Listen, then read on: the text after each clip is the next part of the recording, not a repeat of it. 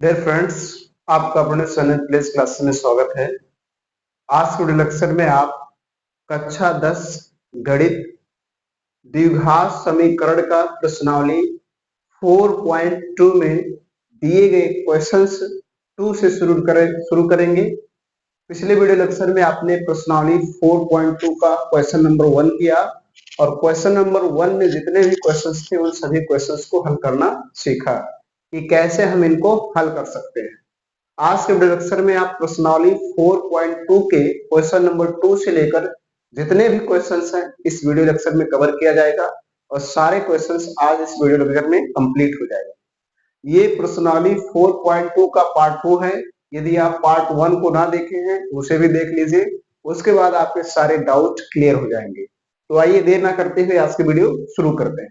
Dear friends, जैसे कि आप देख रहे हैं यहाँ पर लिखा हुआ है, ये क्वेश्चन नंबर 2 से इसकी शुरुआत है। आपने क्वेश्चन नंबर 1 को पार्ट 1 में देखा, इसमें हम पार्ट 2 में क्वेश्चन नंबर 2 से देखेंगे। क्वेश्चन नंबर 2 में क्या कह रहा है, उदाहरण 1 में दी गई समस्याओं को हल कीजिए। यानी उदाहरण 1 में जो समस्या दी गई है उसको हमें क्या करना है, हल करना है। तो उसमें पहली जो है समस्या ये है, पहला क्वेश्चन इसमें ये है जो आपके सामने लिखा है और उसमें एक और क्वेश्चन है जिसको आप सरल करना सीखेंगे। तो सबसे पहले क्वेश्चन नंबर 1 को देखते हैं। ये क्या कहता है, ये कह रहा है जॉन और जीवंती दोनों के पास कुल मिलाकर 45 कांचे हैं। दोनों का मिलाकर 45 कांचे हैं। दोनों 5-5 कांचे खो देते हैं। दोनों ने क्या किया, 5-5 खो दिया और अब उनके पास कांचों की संख्या का गुणनफल 124 है। मतलब 5-5 खोने के बाद उनके पास जो कांचों की संख्या है कितनी है, गुणनफल 124 है। हम जानना चाहेंगे कि आरंभ में उनके पास कितने कितने कांचे थे। ठीक है, तो आपको क्या करना है, सबसे पहले मानना है कौन कौन है, जॉन है और जीवंती। तो आप सबसे पहले हल डालेंगे और हल डालने के बाद मान लेंगे। माना, यहां पर लिखिए माना जॉन के पास कंचे की संख्या, माना जॉन के पास कंचे की संख्या x है। ठीक है, माना जॉन के पास कंचे की संख्या x है। तो जीवंती के पास कितने होंगे, तो फिर लिखेंगे यहां पर जीवंती के पास कंचे की संख्या, जीवंती के पास कंचे की संख्या। अब इस बात को आप ध्यान से समझेंगे। ठीक है, अब मान लीजिए किसी के पास 45 रुपीज है, 45 रुपए, इसको रुपए से समझेंगे। ठीक, मान लीजिए किसी के पास 45 रुपए है। दो लोग हैं, दोनों को मिलाकर दो व्यक्ति हैं, एक फर्स्ट है और एक सेकेंड है। इन दोनों को मिलाकर 45 रुपया है। यदि पहले के पास 20 है तो बताओ दूसरे के पास कितना होगा। तो ये क्या कर देंगे, इस 45 में से 20 घटा देंगे तो आपको पता चल जाएगा। ठीक है, सेम उसी प्रकार से यदि जॉन के पास x है तो जीवंती के पास कितना होगा, दोनों को मिलाकर 45 है, हो जाएगा 45 माइनस x। क्या हो जाएगा, 45 माइनस x। ठीक है, आप ध्यान से समझेंगे इसको। जीवंती के पास कितने हो जाएंगे, 45 माइनस x, क्योंकि अगर एक के पास पता चल जाए तो दूसरे का बात पता चल जाएगा, यानी दूसरे के पास कितना है ये मालूम हो जाएगा। अब यहां लिखेंगे प्रश्नानुसार। प्रश्नानुसार मीन्स प्रश्न के अनुसार। प्रश्न क्या कह रहा है, दोनों 5-5 कांचे खो देते, दोनों 5-5 खो दिए। यानी जान के पास है x, इसने 5 खो दिया, खोना मतलब 5 घटा दीजिए। और जीवंती के पास है 45 माइनस x, इसने भी 5 खो दिया। 45 माइनस x में से क्या करेंगे, यहां भी 5 घटा दीजिए, खोना मतलब 5 कम हो जाना, तो 5 कम कर दीजिए। और जब इन दोनों का गुणा करेंगे तो कह रहा गुणनफल जो मिलेगा वो 124 होगा। यही आपको प्रश्नानुसार में लिख देना है। प्रश्नानुसार यानी प्रश्न के अनुसार। ठीक, अब इनको सरल किया जाए थोड़ा, तो ये हो जाएगा x माइनस 5 और ये देखिए गुणे यहाँ भी क्या हो जाएगा, 45 में से 5 घटा लेंगे, हो जाएगा 40 माइनस x बराबर आपका है 124। ठीक, गुणा करते हैं, x का इसमें गुणा करेंगे तो हो जाएगा 40x, और फिर इसमें करेंगे तो माइनस एक्स स्क्वायर।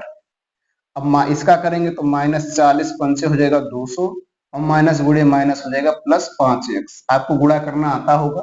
ठीक, उसके बाद बराबर 124 हो जाएगा।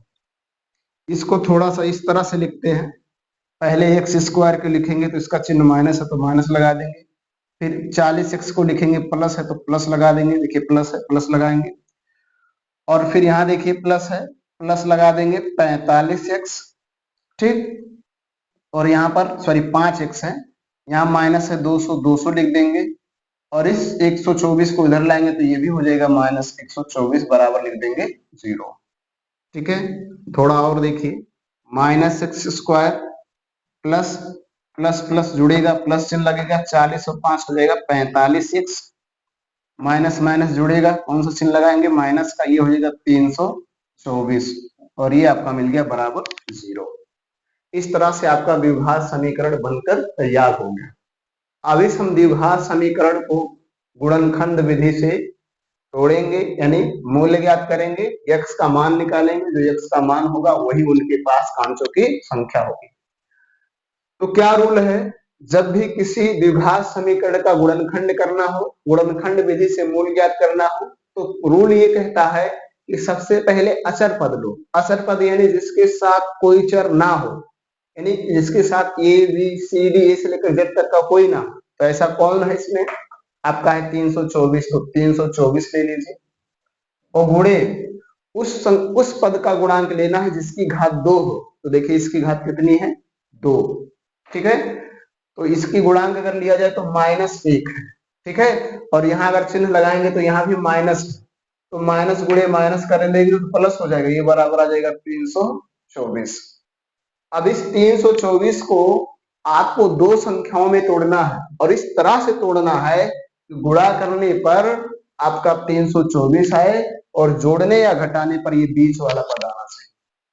गुणा करने पर 324 और जोड़ने या घटाने पर बीच वाला पद बनना चाहिए। डियर फ्रेंड्स, इस 324 को इस तरह से तोड़ना है कि गुणा करने पर 324 आए, जोड़ने या घटाने पर 45 आना चाहिए। तो आप क्या ले सकते हैं, ले सकते हैं 36 गुणे 9। ठीक है, 36 गुणे 9 करेंगे तो हो जाएगा 9 54, फिर 9 3 27 और 5 32, 224 हो गया, सॉरी 324 हो गया, और 36 में 9 जोड़ देंगे तो आपको मिल जाएगा 45। इस तरह से इनको आप तोड़ सकते हैं। अब यहाँ देखिए लिखेंगे तो क्या हो जाएगा, माइनस एक्स स्क्वायर प्लस, इस 45 को तोड़ेंगे 36 प्लस 9 में, तो इसको हम लिख दे रहे हैं 9 प्लस 36। ठीक है, चाहे 9 प्लस 36 लिखो या 36 प्लस 9, कोई दिक्कत नहीं है। और यहाँ पर x लिखेंगे, क्या लिखेंगे, x, क्योंकि यहाँ x है तो x लिख देंगे, और माइनस 324 बराबर 0। ठीक, आगे समझेंगे इस बात को, थोड़ा यहाँ पर समझेंगे। यहाँ पर देखेंगे क्या हो जाएगा, माइनस एक्स स्क्वायर और प्लस हो जाएगा 9 गुणे एक्स 9x, और प्लस 36 गुणे एक्स 36x, और माइनस 324 बराबर आपका हो जाएगा 0। अब ऐसा तोड़ने के बाद हमें दो दो का जोड़ा बनाना है, यानी इस दो का जोड़ा और इस दो का जोड़ा, और जोड़ा बनाने के बाद इन दोनों में देखना है क्या कॉमन है, क्या कॉमन है। तो देखा जाए, यहाँ माइनस है तो माइनस निकाल लीजिए, यहाँ x है, यहाँ x है तो x निकाल लीजिए। तो यहाँ क्या बचेगा, ध्यान से देखना, यहाँ बचेगा x, ये प्लस हो जाएगा माइनस इस माइनस के कारण, और यहाँ बचेगा 9 प्लस, इन दोनों में क्या कॉमन है 36, तो 36 निकाल लीजिए, यहाँ क्या बचेगा x, और फिर माइनस, तो यहाँ क्या बचेगा 9, फिर बराबर हो जाएगा 0। ठीक है, यहाँ भी x माइनस 9 है, यहाँ भी x माइनस 9 है, कॉमन ले लेंगे, तो यहाँ आपका क्या बच जाएगा माइनस एक्स, और यहाँ प्लस हो जाएगा 36 बराबर 0। ठीक, ऐसा करने के बाद आपको यहाँ लिखना है, जब x माइनस 9 बराबर 0, जब भी 2 हो 3 हो 4 हो, अगर वो गुणे के रूप में हो, उनके बराबर 0 हो, तो वो 0 सभी के बराबर रख सकते हैं, ऐसा नियम है, या इसको आप प्रूफ भी कर सकते हैं। ठीक है, तो x बराबर आपका क्या आ जाएगा, प्लस 9 हो जाएगा, यानी x का एक मान आ गया 9, और फिर लिखिए पुनः पुनः जब माइनस एक्स प्लस 36 बराबर 0, तो माइनस एक्स बराबर 36 उधर जाएगा तो माइनस 36 हो जाएगा, माइनस से माइनस काट देंगे तो एक्स बराबर आ जाएगा 36। ये दोनों इसके मान होंगे। एक्स का मान ये आपके दोनों होंगे, यानी जान के पास कांचे की संख्या जो होगी वो 9 होगी और जीवांती के पास कांसे की जो संख्या होगी वो 36 होगी। ठीक है, दोनों आंसर सेम है। अगर आप इसको 9 लेंगे तो ये 36 आएगा, और अगर आप इसको 36 लेंगे तो ये 9 आएगा। यही आपके राइट आंसर है। तो इस तरह से आप इनको हल कर सकते हैं। कोई समस्या? आपके सामने क्वेश्चन नंबर 2 है। क्वेश्चन नंबर 2 का दूसरा क्वेश्चन है। देखेंगे क्या कह रहा है। एक कुटीर उद्योग एक दिन में कुछ खिलौने निर्मित करता है। एक कुटीर उद्योग है जो एक दिन में कुछ खिलौने निर्माण करता है, बनाता है। प्रत्येक खिलौने का मूल्य रुपए में 55 में से एक दिन में निर्माण किए गए खिलौने की संख्या के घटाने से प्राप्त संख्या के बराबर है। यानी 55 में से एक दिन में जितना खिलौना बन रहा है उसकी संख्या घटा देंगे, उसके क्या होगा, बराबर। खिलौने का मूल्य किसी दिन कुल निर्माण लागत 750 थी। हम उस दिन निर्माण किए गए खिलौने की संख्या ज्ञात करना चाहेंगे। हम उस दिन निर्माण किए गए खिलौने की कुल संख्या ज्ञात करना चाहेंगे। ठीक है, तो सबसे पहले क्या करेंगे, हल डालेंगे और हल डालने के बाद मानेंगे। क्या मानेंगे, क्या मानना है, देखिए प्रत्येक खिलौने का मूल्य जो है 55 में से एक दिन में निर्माण किए गए खिलौने की संख्या को घटाने से प्राप्त होता है। तो क्या मानना है, माना, ध्यान से समझिएगा, माना एक दिन में निर्माण किए गए खिलौने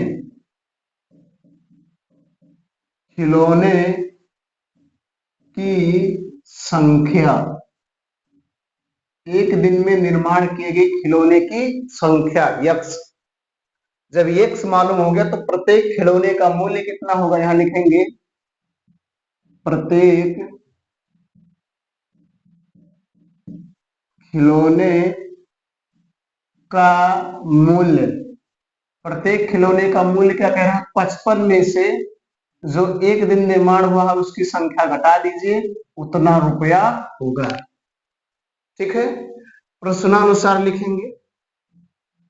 प्रश्नानुसार यानी प्रश्न के अनुसार। प्रश्न के अनुसार यानी प्रश्न क्या कह रहा है, प्रश्न ये कह रहा है कि किसी दिन यानी एक दिन कुल निर्माण लागत 750 लगा।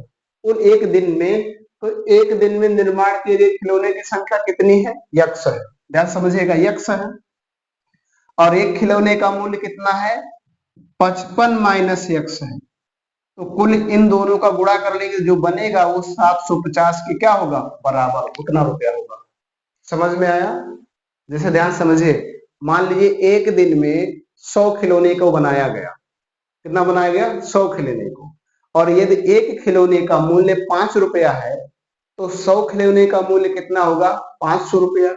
तो एक दिन में 100 खिलौना बना और एक खिलौने का मूल्य 5 रुपया, गुणा कर लेंगे तो वो 500 के बराबर होगा। सेम उसी तरह से एक दिन में निर्माण किए गए खिलौने की संख्या x और प्रत्येक खिलौने का मूल्य 55 माइनस x, अगर हम इन दोनों का गुणा कर लेंगे तो एक दिन का जो लागत है 750 उसके क्या होगा, बराबर होगा।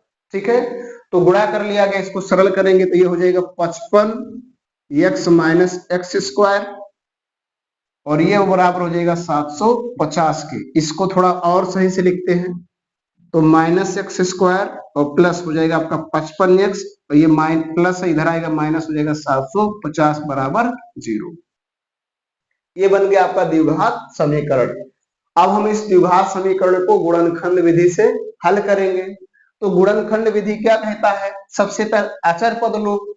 अचर पद जिसके साथ कोई चर ना हो, ऐसा कौन है, 750। तो 750 इसका चिन्ह है माइनस, माइनस लगा दो, गुणे x जिसका गुणांक 2 हो, सॉरी जिसका घात 2 हो उसका गुणांक लो। तो इसका गुणांक 2, इसका अगर सॉरी इसका घात 2 है, इसका गुणांक ले तो -1। तो -1 तो हो जाएगा 750, यानी माइनस गुणे माइनस प्लस और 750 कुल 750। अब आपको क्या करना है, दो संख्याएं लेना है, उनका आपस में गुणा करने पर 750 आना चाहिए और जोड़ने या घटाने पर आपका आना चाहिए 55। तो हम क्या ले लेंगे, एक ले लेंगे 30 और एक ले लेंगे 25। 30 और 25 तो 25 क्या 75, 750 हो जाएगा। ठीक है, और 30 और 25 को जोड़ेंगे तो आपका आ जाएगा 55 और 55 आना चाहिए, बीच वाला पद हमेशा आना चाहिए। ठीक है, तो यही करेंगे, यहाँ लिखेंगे -x² प्लस यहाँ पर लिखेंगे क्या 25 प्लस 30, 25 30 को जोड़ेंगे 55, फिर x, फिर -750 बराबर 0। इसको और सरल करेंगे तो -x² प्लस इसका इसमें गुणा होगा तो ये हो जाएगा 25x और प्लस ये हो जाएगा 30x और -750 बराबर आपका हो जाएगा 0।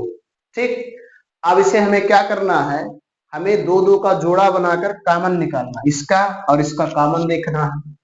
तो कॉमन देखिए ध्यान से, यहाँ पर मैं साइड में कर रहा हूं। ठीक, देखिएगा इन दोनों में अगर कॉमन देखा जाए तो x है और माइनस में निकाल लेंगे तो -x निकाल लिए तो पहले में x बचा और प्लस बन जाएगा माइनस, और यहाँ स्क्वायर नहीं रहेगा x केवल। ठीक है, और ये बच जाएगा 25 प्लस दूसरे में यहाँ देखिए क्या कॉमन है 30, तो 30 निकाल लीजिए तो यहाँ हो जाएगा x माइनस यहाँ हो जाएगा 25 बराबर के 0। अब x माइनस 25 यहाँ भी है, x माइनस 25 यहाँ भी है, कॉमन ले लीजिए। x माइनस 25 को निकालेंगे तो यहाँ पर बचेगा -x और यहाँ पर बचेगा +30 बराबर 0। ठीक है, हल डाल अब लिखेंगे जब x माइनस 25 बराबर 0 तो x का मान आपको मिल जाएगा 25, यानी ये पहला हल हो गया। फिर लिखेंगे पुनः जब -x प्लस 30 बराबर 0, तो ये माइनस x ही रहेगा, प्लस उधर जाएगा माइनस हो जाएगा, माइनस से माइनस काट देंगे x बराबर मिल जाएगा 30, ये दूसरा हल हो गया। ठीक है, तो ये आपका आ गया हल। हमें क्या बताना था, ध्यान समझिएगा, हमें बताना था एक दिन में निर्माण किए गए खिलौने की संख्या। तो एक दिन में निर्माण किए गए खिलौने की संख्या क्या होगी 25। 25 30 दो आंसर दे रहे हैं, तो अगर ये 25 होगा तो ये 30 होगा, और अगर ये 30 है तो ये 25 होगा, है ना। तो ये दोनों आपके आंसर होंगे। इस तरह से हमें इसको, आपके सामने क्वेश्चन नंबर 3 है, प्रश्नावली 4.2 का क्वेश्चन नंबर 3 क्या कह रहा है, ऐसी दो संख्याएं ज्ञात कीजिए जिनका योग 27 हो और गुणनफल 182 हो, यानी जोड़े तो 27 आए और गुणा करें तो 182 आए। तो क्या कर लेना है, मान लेना, हल डालिए और हल डालने के बाद मान लीजिए, माना दो संख्या है तो पहली संख्या लिख लीजिए, माना पहली संख्या आपका x है और दूसरी संख्या जो होगा, दूसरी संख्या आपका हो जाएगा 27 माइनस x।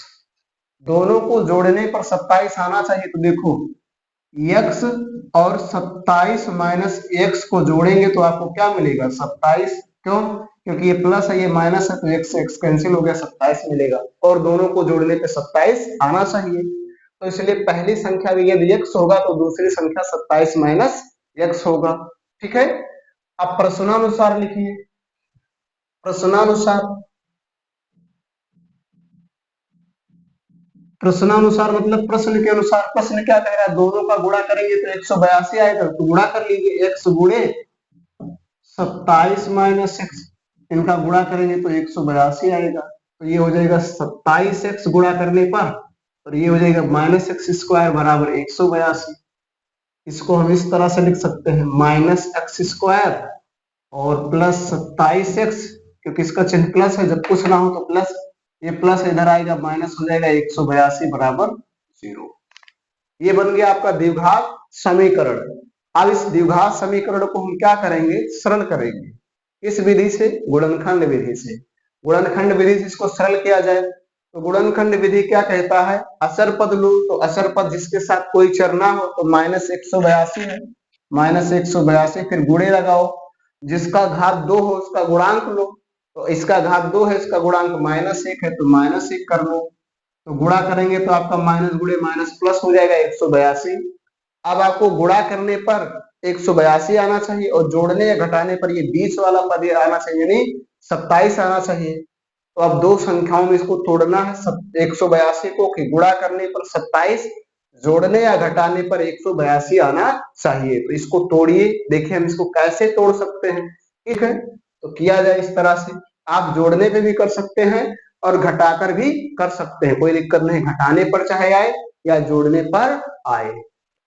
तो डियर फ्रेंड्स, इसको हम इस तरह से कर सकते हैं, लिख लेंगे 13 गुणे 14, 13 गुणे 14 करेंगे तो 182 आएगा और 13 प्लस 14 को जोड़ेंगे तो आपको 27 मिल जाएगा।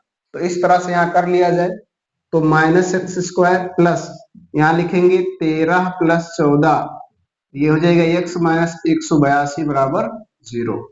और सरल करेंगे तो -x² प्लस हो जाएगा 13x और प्लस गुणा करेंगे तो हो जाएगा 14x माइनस 182 बराबर 0। ठीक, अब दो का जोड़ा बनाकर कॉमन लेंगे, इन दोनों में कॉमन खोजेंगे और इन दोनों में कॉमन। तो देखिए इसमें माइनस है, x है, तो यहाँ x हो जाएगा, ये प्लस माइनस बन जाएगा, ये हो जाएगा 13 प्लस यहाँ देखिए ये 14 है, निकाल लीजिए, यहाँ x हो जाएगा, यहाँ भी -13 हो जाएगा बराबर 0। अब देखिए फिर x माइनस 13 यदि आप निकालेंगे, इसको निकाल लेंगे तो यहाँ बचेगा -x और प्लस यहाँ बचेगा 14 बराबर 0। अब आप लिख दीजिए जब x माइनस, ठीक है, जब x माइनस 13 बराबर 0 तो x बराबर माइनस प्लस हो जाएगा, यानी 13 आ गया। ठीक, फिर यहीं पर कर लीजिए पुनः जब -x प्लस 14 बराबर 0 तो -x बराबर ये प्लस उधर जाएगा, -14 हो जाएगा, माइनस से माइनस काट देंगे तो x बराबर 14, ये बन गया आपका दूसरा। तो ये दोनों हल होंगे, यानी पहली संख्या 13 होगी और दूसरी संख्या 14 होगी। तो इस तरह से आप इनको हल कर सकते हैं। बहुत इजी क्वेश्चंस है, बस थोड़ा आपको ध्यान से इनको समझना है, देखना है, आसानी से इनको हल कर पाएं। आपके सामने प्रश्नावली 4.2 का क्वेश्चन नंबर 4 है। इस क्वेश्चन नंबर 4 को हल करना सीखेंगे। कैसे हल करेंगे? कह रहा दो क्रमागत धनात्मक पूर्णांक ज्ञात कीजिए जिनके वर्गों का योग 365 हो, यानी उनके वर्गों का योग करके जोड़े हैं तो 365 आना चाहिए। क्या है क्रमागत? क्रमागत का मतलब होता है क्रम से आने वाली। क्रम से आने वाली मतलब एक के बाद दो, दो के बाद तीन, तीन के बाद चार, चार के बाद पांच, पांच के बाद छह, छह के बाद सात, ये संख्याएं जो होती हैं क्रमागत होती है। तो क्रमागत मतलब क्रम से आने वाले। क्रम से आने वाले मतलब एक के बाद दो आए, दो के बाद तीन आए, तीन के बाद चार आए, ऐसे संख्याओं को हम कहते हैं क्रमागत संख्याएं। लेकिन यहाँ पर एक शब्द लिखा है धनात्मक पूर्णांक। तो पूर्णांक आप जानते होंगे, पूर्णांक क्या होता है? पूर्ण संख्या और ऋणात्मक संख्याओं के समूह को पूर्णांक कहते हैं। तो पूर्णांक जो होता है वो दो प्रकार का होता है, एक ऋणात्मक भी होता है, एक धनात्मक भी होता है। जब ऋणात्मक होगा तो उसके आगे ऋण चिन्ह लगा रहेगा या लगाएंगे, और ये धनात्मक है तो उसके आगे धन चिन्ह लगा रहेगा या नहीं भी लगा रहेगा। लगा है तब भी धनात्मक है, नहीं लगा है तब भी धनात्मक है। तो धनात्मक पूर्णांक लेना, ठीक है, दो धनात्मक पूर्णांक। तो यहाँ पर हम लिखेंगे हल, और हल करने के बाद यहाँ मानेंगे, माना प्रथम क्रमागत धनात्मक पूर्णांक, प्रथम क्रमागत धनात्मक पूर्णांक x। यदि प्रथम पता चल गया तो द्वितीय भी पता चल जाएगा। द्वितीय क्रमागत धनात्मक पूर्णांक, द्वितीय क्रमागत धनात्मक पूर्णांक क्या होगा ध्यान समझना। यदि हम आपसे कह दें कि पहला 1 है तो आप कहेंगे दूसरा 2 है, तीसरा 3 है, चौथा 4 है, पांचवा 5 है, छठवां 6 है, ये क्रमागत है। यदि हम आपसे कह दें कि पहला 40 है तो आप कहेंगे दूसरा 41 है। यदि हम आपसे कह दें कि पहला 80 है तो आप कहेंगे दूसरा 81 है। यदि हम आपसे कह दें पहला 90 है तो आप दूसरा 91 बताएंगे। अगर आप इनको ध्यान से समझेंगे तो इन दोनों के बीच में डिफरेंस कितने का? एक का डिफरेंस है। एक का डिफरेंस, यानी यदि हम इस 40 में एक जोड़ दे तो हमको क्या मिल जाएगा? 41। तो ये तो हमको पहला x पता है, तो दूसरे में क्या होगा, x में हम एक जोड़ देंगे तो हमें दूसरा भी मालूम हो जाएगा, तो x प्लस 1 हो जाएगा, यानी दूसरा धनात्मक क्रमागत पूर्णांक जो होगा वो x प्लस 1 हो जाएगा।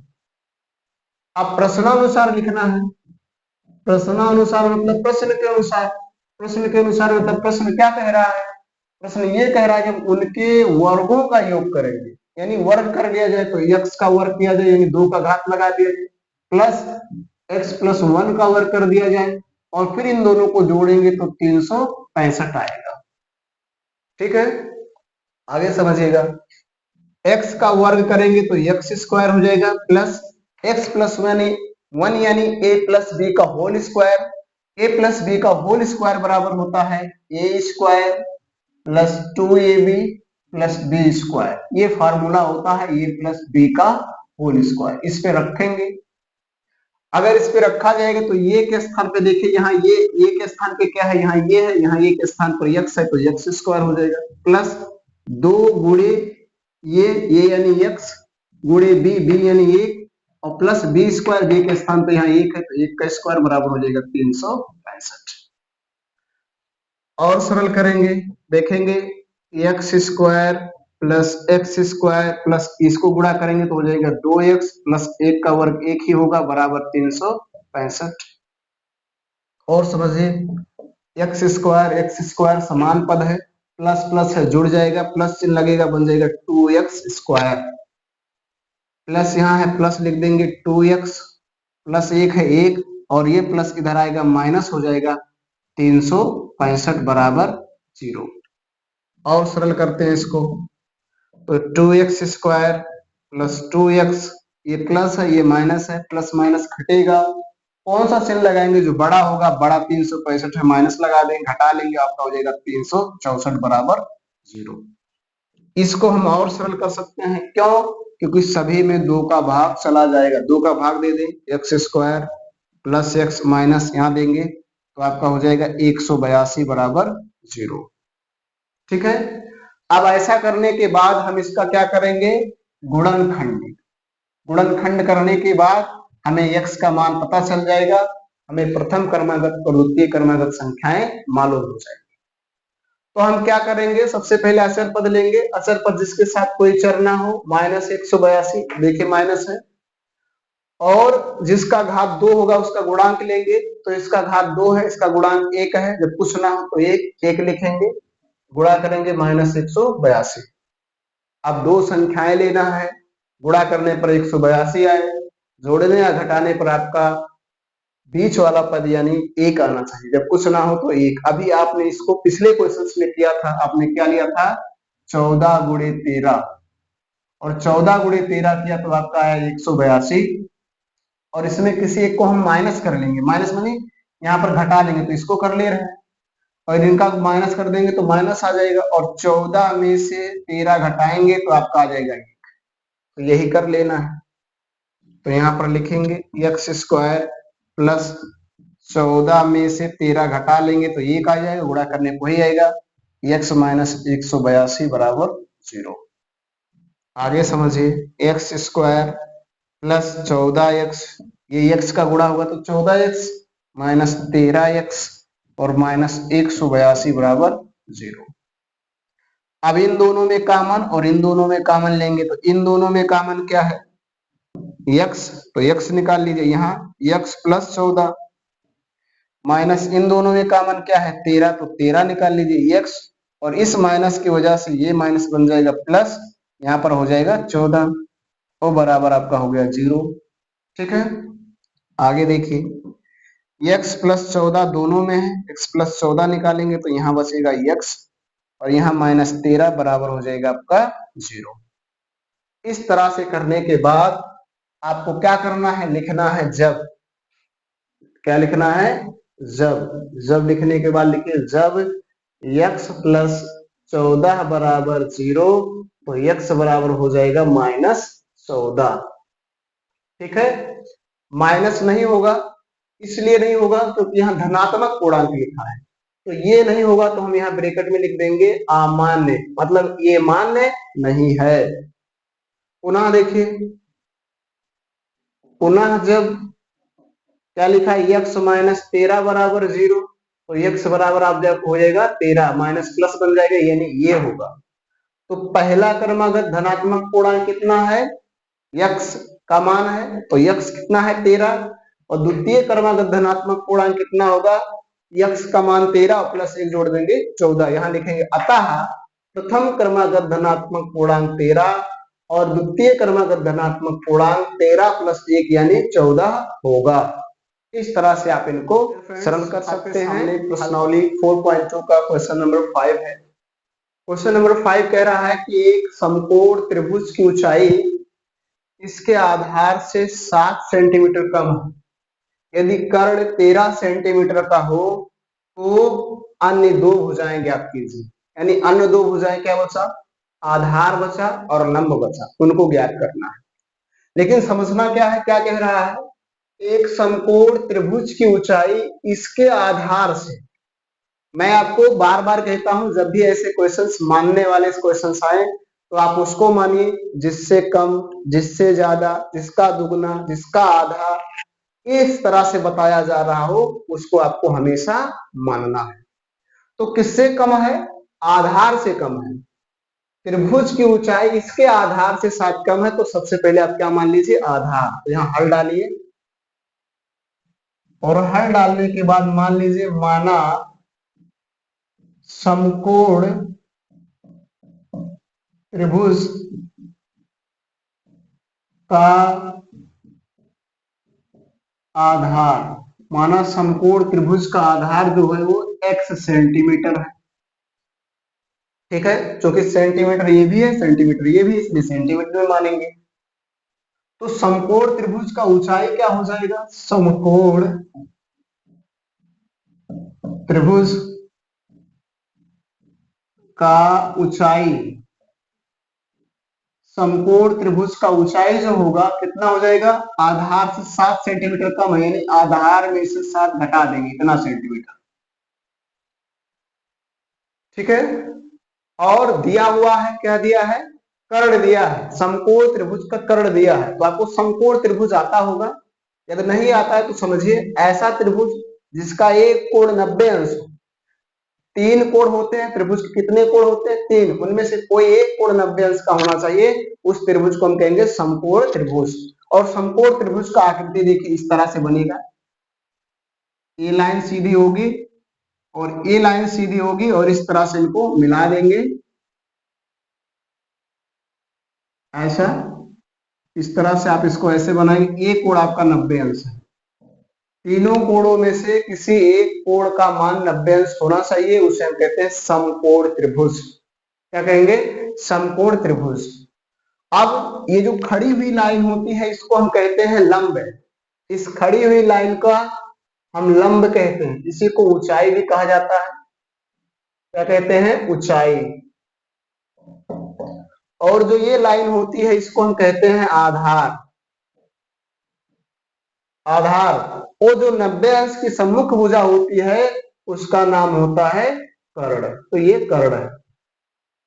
अब ये आपका कर्ण दिया है 13 सेंटीमीटर, आधार आपने x माना है x सेंटीमीटर, और ऊंचाई आपने x माइनस 7 प्रश्न से ज्ञात किया है। तो ये बन गया, इसकी भुजाएं तीनों पता हो गई। अब डियर फ्रेंड्स, आपने कक्षा 7वीं 8वीं 6वीं में पढ़ा होगा समकोण त्रिभुज में पाइथागोरस प्रमेय होता है। पाइथागोरस प्रमेय क्या कहता है, समकोण त्रिभुज में कर्ण का वर्ग शेष दो अन्य भुजाओं के वर्गों के योग के बराबर होता है। यानी इस चीज को अगर शॉर्टली में कहा जाए तो इस तरह से होगा कि कर्ण का जो वर्ग होगा, यहाँ चौकील बना देंगे, कर्ण का वर्ग जो होगा वो लंब का वर्ग और आधार के वर्ग दोनों को जोड़ेंगे उसके बराबर होगा। ठीक है, ये सूत्र है, ऐसे हम इनको यूज करते हैं। और इस सूत्र का सबसे ज्यादा यूजेस आपको ट्रिग्नोमेट्री में मिलेगा, त्रिकोणमिति में मिलेगा। ठीक है, तो इस पे हम रखेंगे, तो कर्ण हमारा है 13 सेंटीमीटर, तो यहाँ 13 रख देंगे। लंब हमने निकाला है, मैंने कहा लंब को ऊंचाई कहते हैं, तो ये है x माइनस 7, यहाँ x माइनस 7 लिख देंगे। और आधार आपका x है, इसका x कर देंगे। अब इनको सरल करेंगे, 13 का वर्ग करेंगे तो 169 आएगा, और इसको ये माइनस बी के होल स्क्वायर पे खोलेंगे। ये माइनस बी का होल स्क्वायर क्या कहता है, ये square minus 2ab plus B square, इस पे रखा जाए तो ये स्क्वायर यानी एक्स स्क्वायर, तो एक्स स्क्वायर हो जाएगा, माइनस 2 गुणे ये यानी x और गुणे बी मतलब 7, और प्लस बी स्क्वायर मतलब 7 का वर्ग, और प्लस x का वर्ग करेंगे तो x स्क्वायर हो जाएगा। ठीक, इस तरह से इसको और सरल किया जाए, और सरल करेंगे तो इधर होगा 169 बराबर इधर एक्स स्क्वायर, और ये माइनस 7 दूना 14x, और प्लस 7 का वर्ग करेंगे तो 49, और प्लस एक्स स्क्वायर। इसको थोड़ा सा और सरल करते हैं, इसको अभी यहीं रहने देते हैं। देखिए एक्स स्क्वायर प्लस है तो बन जाएगा 2x स्क्वायर, माइनस है माइनस 14x, और प्लस आपका हो जाएगा 49। ठीक, ध्यान देना, इस बात को हम ऐसा भी लिख सकते हैं 2x square minus 14x plus 49 बराबर 169, ऐसा भी लिखेंगे तब भी कोई दिक्कत नहीं है। आगे समझिएगा, 2x square minus 14x plus 49, ये प्लस इधर लाएंगे तो माइनस हो जाएगा 169 बराबर आपका 0।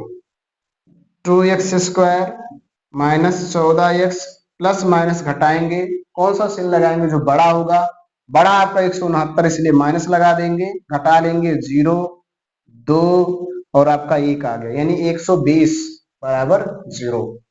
इसको ध्यान से देखेंगे तो सभी में 2 का भाग चला जाएगा, इसलिए हम सभी में 2 का भाग दे देंगे, और 2 का भाग देंगे तो यहाँ हो जाएगा एक्स स्क्वायर माइनस 7x और माइनस ये हो जाएगा 60 बराबर 0। अब इसको हम यहाँ पर सरल करेंगे, क्या बना आपका बन रहा है x square minus 7x minus 60 बराबर 0। इसमें हम अचर पद को लेंगे, अचर पद आपका 60 है, माइनस है, और एक्स स्क्वायर का गुणांक 1 है तो माइनस 60 आएगा। अब हमें दो संख्याएं लेना है, उनका आपस में गुणा करने पर बीच 60 आना चाहिए, और जोड़ने या घटाने पर बीच वाला पद आना चाहिए। ठीक है, जोड़े या घटाएं तो 7 आना चाहिए, गुणा करने पर 60 आना चाहिए। तो ऐसा कौन सा संख्या हम ले सकते हैं कि जोड़े तो 7 आए, घटाए तब भी 7 आए, और उनका गुणा करें आपस में तो 60 आना चाहिए। तो इस डियर फ्रेंड्स, ऐसे दो संख्या आप ले सकते हैं 5 और 12। क्या ले सकते हैं, 5 और 12, 12 पंचे 60, और 12 में से 5 घटाएंगे तो 7 आ जाएगा। तो यहाँ देखिए क्या हो जाएगा, एक्स स्क्वायर माइनस 12 में से 5 घटाएंगे तो 7 हो जाएगा, फिर x माइनस 60 बराबर 0। एक्स स्क्वायर माइनस ये हो जाएगा 12x, इस माइनस के कारण ये माइनस बन जाएगा प्लस 5x और माइनस 60 बराबर 0। इन दोनों में कॉमन खोजेंगे, कॉमन क्या है x निकालेंगे, x माइनस 12 प्लस इन दोनों में खोजेंगे तो यहाँ 5 है, यहाँ भी x माइनस 12 हो जाएगा और बराबर हो जाएगा 0। x माइनस 12 निकाल लीजिए, यहाँ क्या बचेगा x, और यहाँ क्या बचेगा प्लस 5, तो 5 लिख दीजिए बराबर 0। अब आपको वही काम करना है, यहाँ लिखना है क्या, जब क्या लिखना है, x माइनस 12 बराबर 0, तो x का मान आपका आ जाएगा 12। पुनः दूसरा भी चेक कर लेते हैं, पुनः जब x प्लस 5 बराबर 0, तो x बराबर हो जाएगा माइनस 5, यानी ये दूसरा मान होगा, और माइनस मान कभी नहीं हो सकता है, इसलिए हम यहाँ पर लिख देंगे ये अमान्य है, यानी ये माना नहीं जाएगा।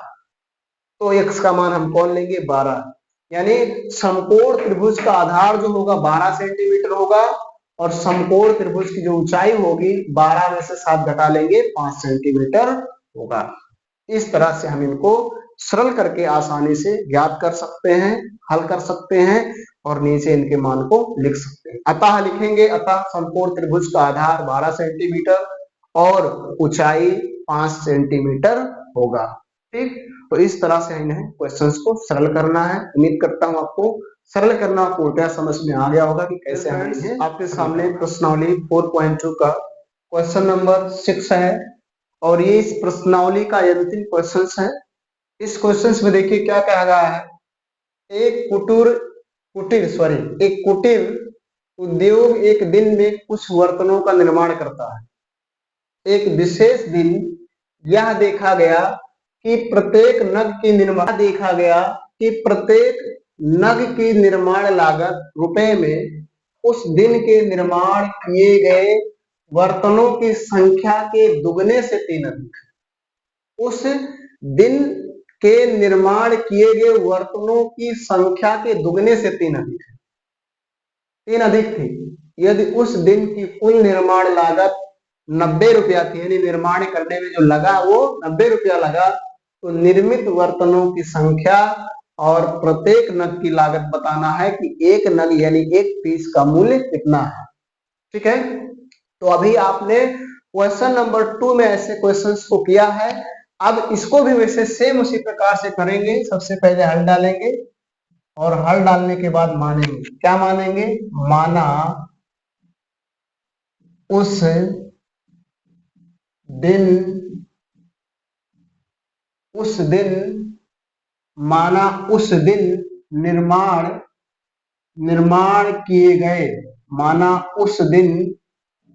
निर्माण